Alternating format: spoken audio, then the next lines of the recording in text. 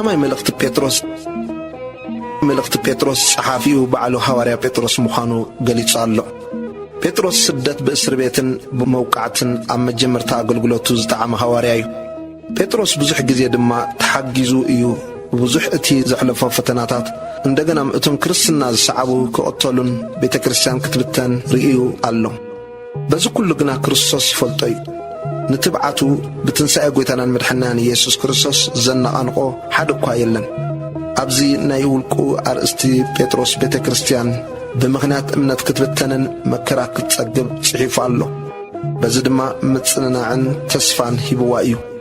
በዚ ኩሉ ንክርስቶስ ብእሙንነት ክትቅጽል ዝሰማምዓሉ ሓቂ እዩ። ጴጥሮስ ክጅምር ከሎ ናይ እግዚኣብሔር ምድሓን ምስጋና እዩ ዘቕርብ።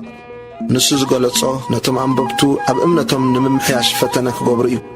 በቲ ዘጋጥመካ ህልኽ ከም ዝሕዘካ ይኣምን ድማ እዩ። ብዙሓት ኣብ ዝሓለፈ ወለዶ ኣብቲ ናይ እግዚኣብሔር መደብን ምድሓንን ኣሚኖም እዮም። ብዙሓት ነቢያት ኣብቲ ብሉይ ብዛዕባኡ ብዙሕ ጽሒፎም ነገር ግና ኣይተረድእዎን። ሕጂ ግና ምድሓን ብክርስቶስ ተገሊጹ እዩ። እቲ ክንዲዚ ዝኣክል ዓብዪ ናይ ምድሓን ሓላፍነት ዝኸፈለ ጴጥሮስ ዝእዝዞ ነዚ ህይወት እዙ ብቕድስና ከነኽብሮ ይግባእ። ብኣኽብሮትን ፍርሃትን ንእግዚኣብሔር ክንድገፎ ይግባእ። ብእሙንነትን ፍቕርን ልክዕ ከም ክርስቶስ። ኢየሱስ ክርስቶስ እቲ ምሩፅን ክቡር ርእሲ ማእዘን እዩ። ኣብ ቤተ ክርስቲያን ድማ ኣብ ዝጽኑዕ መሰረት እያ ተሰሪሓ። እቲ ዝነጸግቦ እምኒ ነቶም ዘይእዘዝዎ ንዕኦም መዕንቀፍን ውድቀትን እዩ። ነገር ግና ቤተ ክርስቲያን ኣብዚ እምኒ እዙ እያ ታኒጻ። ንሱ ድማ እግዚኣብሔር እቲ ቅዱስ ሊቀ ካህን እዩ። ቀጺሉ ጴጥሮስ ዛዕባ ዝገብሮ ኣመንቲ ብኣሸጋሪ ጊዜ ከመይ ክነብሩ ከም ዝግባእ እዩ። ክርስቲያናት ልዕሊ ዘሕፍር ወቐሳ እዮም ንክርስቶስ ብኩሉ ማሕበራዊ ናብራ ከርእይዎ ዝግባእ። ኩሎም ጐይቶት ይኾኑ ባሮት፣ ኣገልገልቲ፣ ሰብኡት ወይ ኣንስቲ፣ ናይ ቤተ ክርስቲያን ኣባላት ብሓፈሻ ክርስቶስ ግድን ኣብነትና ወይ ሞዴልና ንእግዚኣብሔር ብምእዛዝ ኣብ ውሽጢ መከራ ክንከውን ይግባእ። ጴጥሮስ ዘስመረሉ ነገር እንተሃለወ ካብቲ መከራ ንላዕሊ ቁኑዕ ኣመለኻኽታ ክህልወና ንክርስቶስ እቲ ስቀዮ ስቅያት ዓብዪ ምስጋና ከውህበካ እዩ። ንምድሓን ኮነ ንምንጋፍ ግን ንእግዚኣብሔር ተደገፎ። ወሲኹ ጴጥሮስ ሓደ ብሉፅ ዝኾነ መምርሒ ሂቡ እዩ።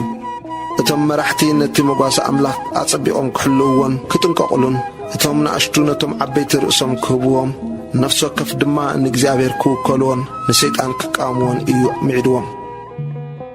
ዝተጻሕፈሉ ዕላማ ነቶም መከራ ዝጸግቡ ክርስቲያናት መተባብዒ ንምሃብ እዩ ተጻሒፉ።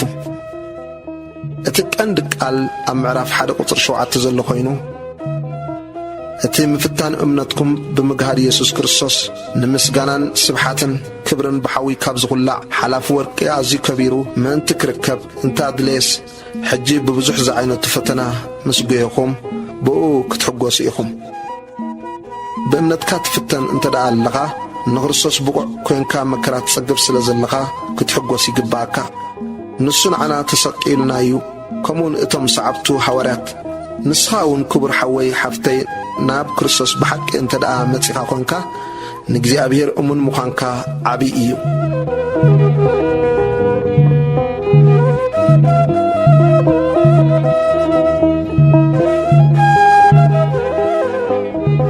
እዚ ረኣናዮ ድሕሪ ባይታን ናይ ቀዳማይ መልእኽቲ ጴጥሮስ ክኸውን ከሎ ምዕራፍ 1:1 ጴጥሮስ ሐዋርያ ኢየሱስ ክርስቶስ ነቶም ኣብ ጴንጦስን ኣብ ገላትያን ኣብ ቀጶዶቅያን ኣብ እስያን ኣብ ቢታንያን ፋሒሎም ዘለዉ ሕሩያት ከምቲ ናይ ቀደም ፍልጠት እግዚኣብሔር ኣቦና ብቅድስና መንፈስ ንምእዛዝን ብደም ኢየሱስ ክርስቶስ ንምንጻግን ጸጋን ሰላምን ኣባኻትኩም ይብዛሕ።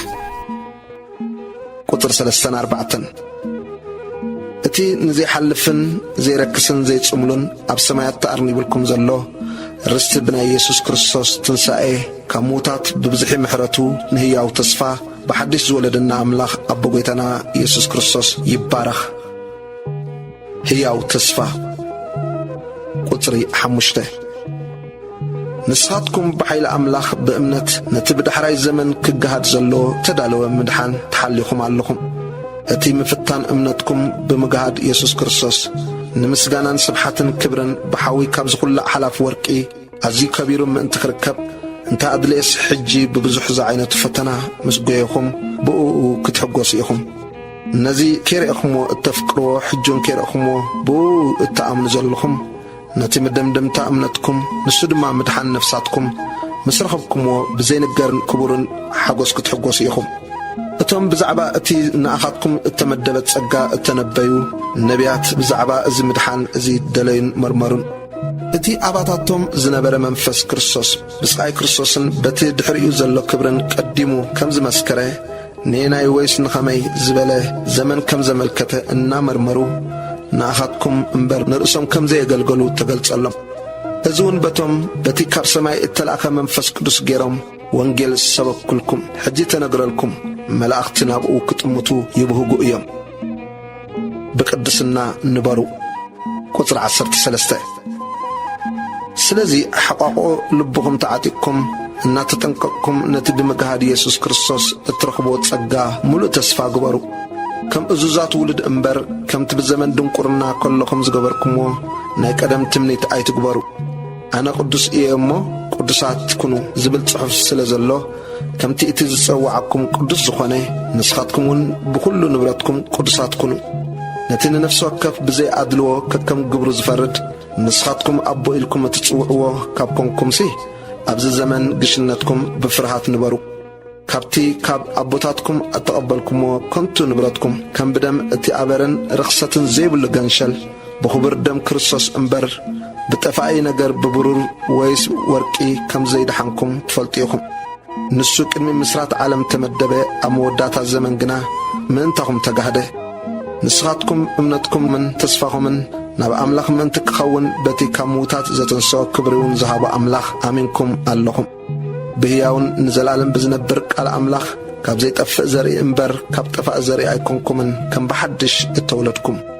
نحقي ان تعززكم وجبزنا نزي بالله فقري احوات نفسكم اصريو بنصح لبي نحدحدكم بحق يتفاقروا كل سغا كم سعري كل كبرون كم انبابا سعريو اتسعري نقص اتنباباون يرغف قال እግዚአብሔር ግና ንዘላለም ይነብር እቲ ተነግረልኩም ቃል ብስራት እዚዩ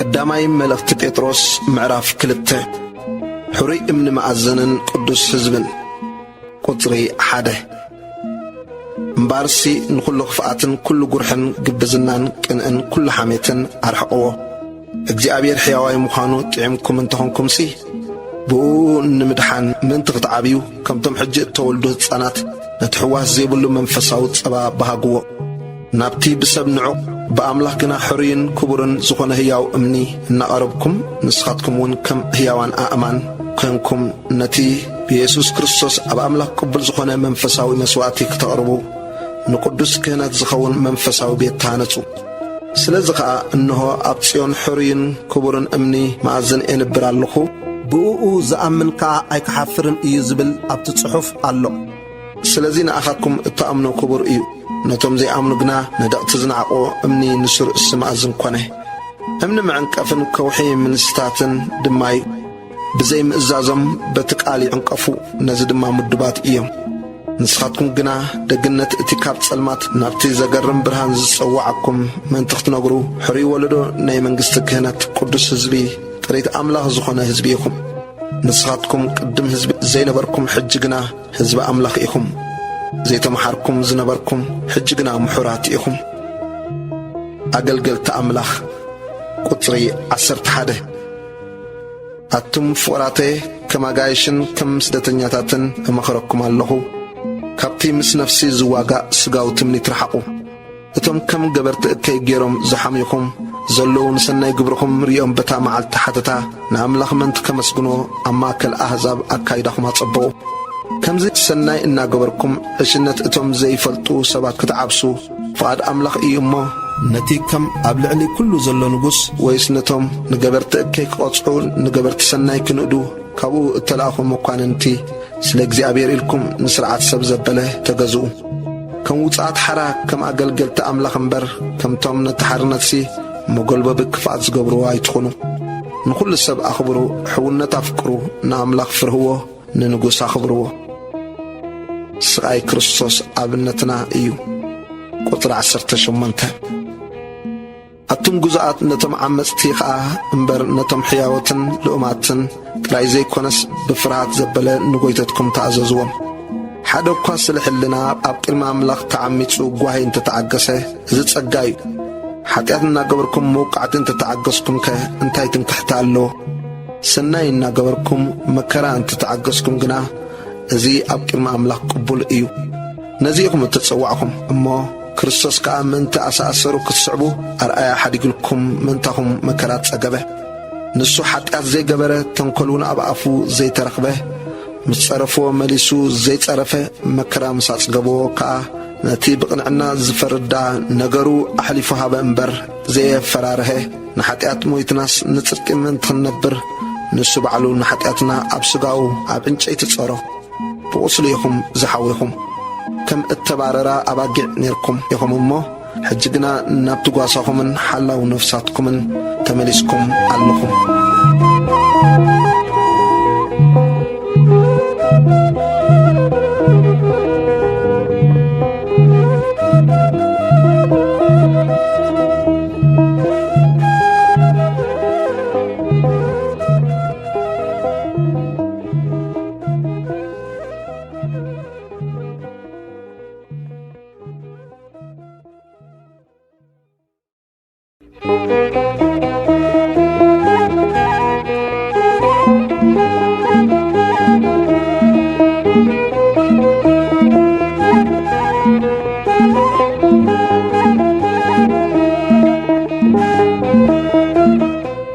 ቀዳማይ መልእኽቲ ጴጥሮስ ምዕራፍ 3 ብዛዕባ ሰብኣይን ሰበይትን ቁጥሪ 1-2 ኣተን ኣንስቲ ገለ ነቲ ቃል ዘይእዘዙ እንተኣለዉ ነቲ ፍርሃት ዘለዎ ንጹህ ኣካይዳኽን ምስ ረኣዩ በካይዳ ኣንስቶም ብዘይ ቃል ከም ረብሓ ኾይኖም ምእንቲ ክርከቡስ ከምኡ ንሰብኡትክን ተኣዘዝኦም። ስልማትክን እቲ ብሕቡእ ናይ ልቢ ሰብን ኣብ ቅድሚ ኣምላኽ ክቡር ዝኾነ ለዋህን ህዱእን መንፈስ ይኹን እምበር እቲ ናይ ስሩሕ ርእስን ናይ ስልማት ወርቅን ምእሳርን ናይ ዘጌጸ ክዳውንቲ ምኽዳንን ኣፍኣዊ ነገራ ይኹን። ቅድም ድማ ተን ተስፈን ናብ ኣምላኽ ዝገበራ ቅዱሳት ኣንስቲ ንሰብኡተን እናተኣዘዛ ከምዚየን እተሰለማ። ከምቲ ሳራ ንኣብርሃም ጐይታይ እናበለት እተኣዘዘቶ ንስኻትክን ከዓ ሰናይ እንተገበርክን ብሓደ ዘሰንብድ ነገሩን እንተዘይፈራህክንሲ ኣዋልዳ ይኽን። ቁጥሪ 7 ኣቱም ሰብኡት ጸሎትኩም ምእንቲ ከይዕገት ከም ምስ ድኽምቲ ፍጥረት ከም መዋርስትኹም ንጸጋ ሕይወት ጌርኩም እናኽበርኩምወን ከምኡ ምስ ኣንስትኹም ብኣእምሮ ንበሩ። ምእንቲ ሰናይ ግብሪ መከራ ምቕባል። ቁጥሪ 8 መወዳእታኡ ከዓ ኩልኻትኩም ሓደ ዝሓሳቦም እትደናገጹ ሕውነት እተፍቅሩ ለዋሃት ትሑታት ኩኑ። ምርቓ ምእንቲ ክትወርሱ ነዚ ጽዋዕቲ ኢኹም እሞ መርቑ ደኣ እምበር እከይ ኣብ ክንዲ እከይ ወይስ ጸርፊ ኣብ ክንዲ ጸርፊ ኣይትመልሱ። ኣዒንቲ እግዚኣብሔርሲ ናብ ጻድቃን እየን ዝርያ ኣእዛንውን ናብ ጸሎቶም እየን። ገጽ እግዚኣብሔር ግና ነቶም ገበርቲ እከይ ጻረሮም እዩ እሞ እቲ ሕይወት ክፈቱ ጽቡቓት መዓልታት ከዓ ክርኢ ዝደሊ ልሳኑ ካብ ክፉእ ከናፍሩውን ተንኰል ከይዛረብ ይኸልክል። ካብ እከይ ይዝበል ሰናይ ከዓ ይግበር ንሰላም ይድለያ ይስዓባውን። ቁጥሪ 13 ስለቲ ሰናይ እንተፀዓትኩም ከ መን እዩ እከይ ዝገብረኩም? ስለ ጽድቂ እኳ ድማ ሓሳረ መከራ እንተጸገብኩም ብፁዓን ኢኹም። ካብ ፍርሃቶም ኣይትፍሩ ኣይትሰንብዱን። ንጐይታና ክርስቶስ ብልብኹም ቅድስዎ እምበር ብዛዕባ እታ ኣባኻትኩም ዘላ ተስፋ ምኽንያታ ንዝሓተኩም ዘበለስ ምላሽ ንምሃብ ኩሉ ሳዕ እተዳለኹም ኩኑ። ግናኸ ብዓቕልን ብፍርሃት ደኣ ይኹን። ፍቓድ ኣምላኽ ከምዚ እንተደለየስ ካብ እከይ እናገበርኩምሲ ሰናይ እናገበርኩም ሓሳረ መከራ ክትጸግቡ ይሕሸኩም እዩ እሞ እቶም ነቲ ብክርስቶስ ዝኸውን ሰናይ ኣካይዳኹም ዝጸርፉ በቲ ዝሓሚኹም ምእንቲ ክሓፍሩ ሰናይ ሕልና ይሃልኹም። ቁጥሪ 18 ክርስቶስ ድማ ናብ ኣምላኽ ምእንቲ ኸቕርበና ኢሉ ንሱ እቲ ጻድቕ ስለቶም ዓመፅቲ ሓንሳእ ስለ ኃጢአት ሞተ፣ ብስጋ ሞተ፣ ብመንፈስ ግና ሕያው ኮነ። ብኡ ከይዱ ድማ ነቶም ኣብ ቤት ማእሰርቲ ዝነበሩ መናፍስቲ ሰበኸሎም። ትዕግስቲ ኣምላኽ ብመዓልታት ኖህ ምስ ተጸበየት እታ መርከብ ክትስራሕ ከላ ሒደት ማለት 8 ነፍሲ ብማይ ዝድሓናላ ነቶም ቀደም ዘይኣመኑ ሰበኸሎም። እቲ ማይ ድማ ሕጂ ብተምሳሉ ማለት ጥምቀት የድሕነኩም ኣሎ። እዚ ኸዓ ብትንሣኤ ኢየሱስ ክርስቶስ ልማኖ ሰናይ ሕልና ናብ ኣምላኽ እዩ እምበር ምሕጻብ ርስሓት ስጋ ኣይኮነን። ንሱ ናብ ሰማይ ዓሪጉ ኣብ የማን ኣምላኽ ኣሎ። ንእኡ መላእኽትን ስልጣናትን ሓይልታትን ይግዝእዎ ኣለዉ።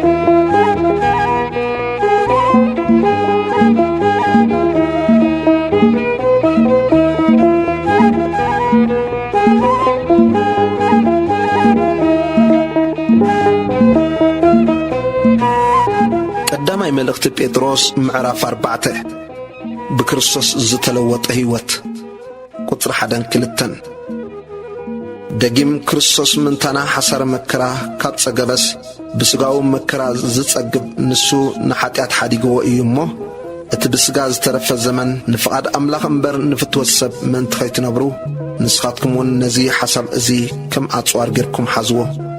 እቲ ብዕብዳን ብፍትወት ስጋ ብስኽራን ብጓይላ ብመስተ ብርኹስ ምምላኽ ጣዖት ክትነብሩ ከለኹም ፍቓድ ኣሕዛብ ዝገበርኩምሉ ዝሓለፈ ዘመን ይኣክል እዩ። ናብቲ ዕያግ ርክሰት ምሳታቶም ስለ ዘይጐየኹም እናተጻረፉ ብኡ ይግረሙ ኣለዉ። ንሳቶም ነቲ ንህያዋንን ንምውታትን ክፈርድ ተዳልዩ ዘሎ ጸብጻብ ክህብዎ እዮም። ከምቲ ናይ ሰብ ብስጋ ኾይኖም ክፍረዱ ከምቲ ናይ ኣምላኽ ግና ብመንፈስ ኾይኖም ብሕይወት ምእንቲ ክነብሩ ኢሉ እዩ ንምውታት ድማ ብስራት እተነግረ። ኣገልግሎት ሕድሕድ ቁጥሪ 7 ግናኸ መወዳእታ ኩሉ ነገር ቀሪቡ ስለዚ ርእስኹም ግጥኡ ንጸሎቱን ንቑሑ። ፍቕሪ ብዝሒ ኃጢአት ትኸድን እያ እሞ ቅድሚ ኩሉ ኣብ ንሓድሕድኩም ሃልሃል እትብል ፍቕሪ ተሃልኹም። ብዘይ ምዕዝምዛም ንሓድሕድኩም ግሽነት ተቐባበሉ። ነፍሲ ወከፍ ከምቲ እተቐበሎ ውህበት ጸጋ ከም ሕያወት መገብቲ ናይቲ ብዙሕ ዝዓይነቱ ጸጋ ኣምላኽ ንሓድሕድኩም ኣገልግሉ። ዝነግር እንተኾነ ከም ቃል ኣምላኽ ገይሩ ይንገር። ዘገልግል እንተኾነውን ከምቲ ኣምላኽ ዝሃቦ ኃይሊ ገይሩ የገልግል። ኣምላኽ ብኢየሱስ ክርስቶስ ብኩሉ ምእንቲ ክኸብር ንእኡ ክብርን ስልጣንን ንዘለዓለመ ዓለም ይኹኖ ኣሜን።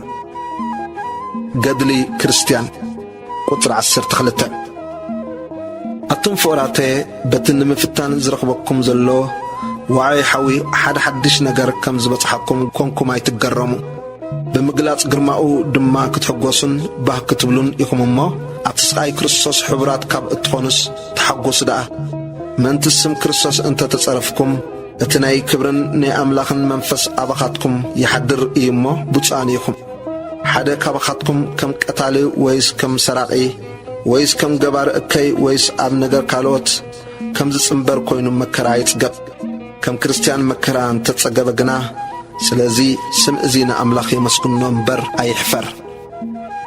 ቁፅሪ 17 እቲ ፍርዲ ኣብ ቤት ኣምላኽ ዝጅምረሉ ጊዜ መጺኡ እሞ ቅድም ኣባና ካብ ዝጅምርሲ እቶም ንወንጌል ኣምላኽ ዘይእዘዙ ደኣ መወዳእታኦም እንታይ ክኸውን እዩ? እቲ ጻድቕ ብሓይሊ ገደል ዝድሕን ካብ ዝኸውን ተዓማፅን ሓጥእን ደኣ ኣበይ ክርአ እዩ? ስለዚውን እቶም ከም ፍቓድ ኣምላኽ ኮይኖም ሓሳረ መከራ ዝጸግቡ ዘለዉ ሰናይ እናገበሩ ንነፍሶም ኣብቲ እሙን ፈጣሪ ደኣ የማሕጽንዋ።